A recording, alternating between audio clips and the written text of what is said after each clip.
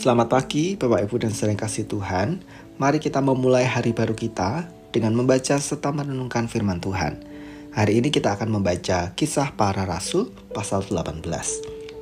Kemudian Paulus meninggalkan Athena lalu pergi ke Korintus. Di Korintus ia berjumpa dengan seorang Yahudi bernama Aquila yang berasal dari Pontus. Ia baru datang dari Italia dengan Priscilla istrinya karena Kaisar Claudius telah memerintahkan supaya semua orang Yahudi meninggalkan Roma. Paulus singgah ke rumah mereka, dan karena mereka melakukan pekerjaan yang sama, ia tinggal bersama-sama dengan mereka.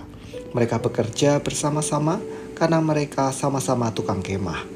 Dan setiap hari Sabat, Paulus berbicara dalam rumah ibadat dan berusaha meyakinkan orang-orang Yahudi dan orang-orang Yunani. Ketika Silas dan Timotius datang dari Makedonia, Paulus dengan sepenuhnya dapat memberitakan firman, di mana ia memberi kesaksian kepada orang-orang Yahudi bahwa Yesus adalah Mesias. Tetapi ketika orang-orang itu memusuhi dia dan menghujat, ia mengebaskan debu dari pakaiannya dan berkata kepada mereka, "Biarlah darahmu tertumpah ke atas kepalamu sendiri. Aku bersih, tidak bersalah. Mulai dari sekarang aku akan pergi ke bangsa-bangsa lain." Maka keluarlah ia dari situ, lalu datang ke rumah seorang bernama Titius Justus yang beribadah kepada Allah, dan yang rumahnya berdampingan dengan rumah ibadat.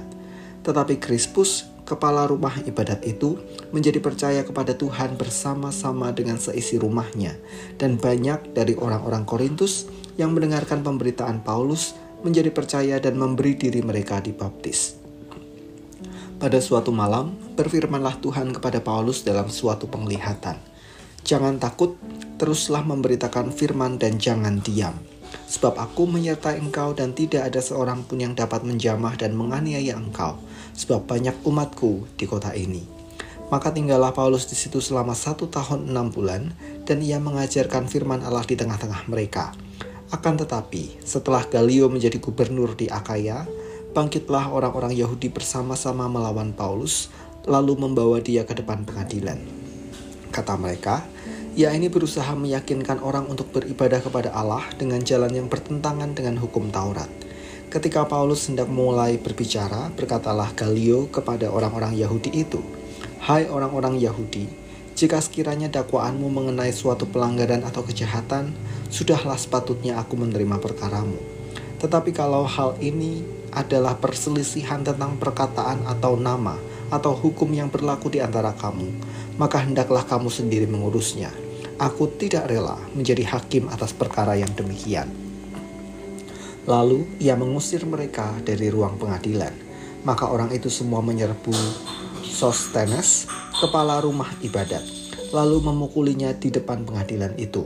Tetapi Galio sama sekali tidak menghiraukan hal itu. Paulus tinggal beberapa hari lagi di Korintus. Lalu ia minta diri kepada saudara-saudara di situ dan berlayar ke Syria. Sesudah ia mencukur rambutnya di Kengkrea karena ia telah bernasar.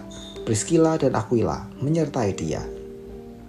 Lalu sampailah mereka di Efesus. Paulus meninggalkan Priscilla dan Aquila di situ. Ia sendiri masuk ke rumah ibadat dan berbicara dengan orang-orang Yahudi. Mereka minta kepadanya untuk tinggal lebih lama di situ, tetapi ia tidak mengabulkannya. Ia minta diri dan berkata, "Aku akan kembali kepada kamu jika Allah menghendakinya." Lalu bertolaklah ia dari Efesus. Ia sampai di Kaisarea, dan setelah naik ke darat dan memberi salam kepada jemaat, ia berangkat ke Antiokhia. Setelah beberapa hari lamanya ia tinggal di situ, ia berangkat pula, lalu menjelajahi seluruh tanah Galatia dan Frigia untuk meneguhkan hati semua murid. Sementara itu datanglah ke Efesus seorang Yahudi bernama Apolos yang berasal dari Alexandria. Ia seorang yang fasih berbicara dan sangat mahir dalam soal-soal kitab suci.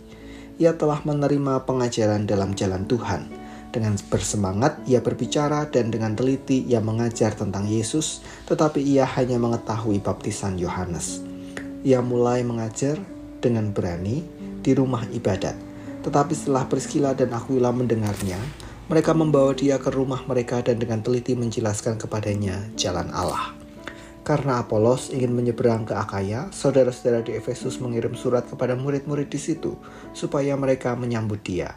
Setibanya di Akaya, maka ia, oleh kasih karunia Allah, menjadi seorang yang sangat berguna bagi orang-orang percaya. Sebab dengan tak jemu-jemunya, ia membantah orang-orang Yahudi di muka umum dan membuktikan dari kitab suci bahwa Yesus adalah Mesias. Buah pemuritan. Pelayanan Rasul Paulus tidak pernah menyajikan dirinya sebagai tokoh tunggal. Rasul Paulus sering mengajak anak rohaninya maupun muridnya. Di Korintus, ia berjumpa dengan Aquila dan Priscilla. Mereka adalah orang-orang Kristen Yahudi yang telah diusir dari Roma. Mereka bekerja bersama Paulus sebagai tukang tenda. Dan mereka menyaksikan pekerjaan serta pelayanan Rasul Paulus yang tidak mudah. Ada penolakan, ada tuduhan palsu, namun juga ada perlindungan Allah. Ketika Apolos datang ke Efesus, Aquila dan Priscilla menyambutnya dengan hangat. Mereka melihat bahwa Apolos adalah orang yang bersemangat dalam mengabarkan Injil, namun masih ada yang perlu dikuatkan. Mereka tidak melihat Apolos sebagai pesaing, tetapi justru mengundang Apolos untuk meneguhkan iman serta pengajaran tentang jalan Tuhan. Dengan demikian, pelayanan Apolos semakin berdampak besar, dan teks kita mengatakan dia sangat berguna bagi orang-orang percaya. Bapak, Ibu, dan saudara kasih Tuhan, kemuritan adalah salah satu cara hidup orang Anabaptis Mennonite. Artinya, kita dituntut untuk hidup sebagai murid Kristus yang bertekun dalam pengajaran dan pelayanan. Melalui keduanya, kita akan bertumbuh menjadi orang Kristen yang kuat dan taat. Namun demikian, tidak boleh berhenti di sana.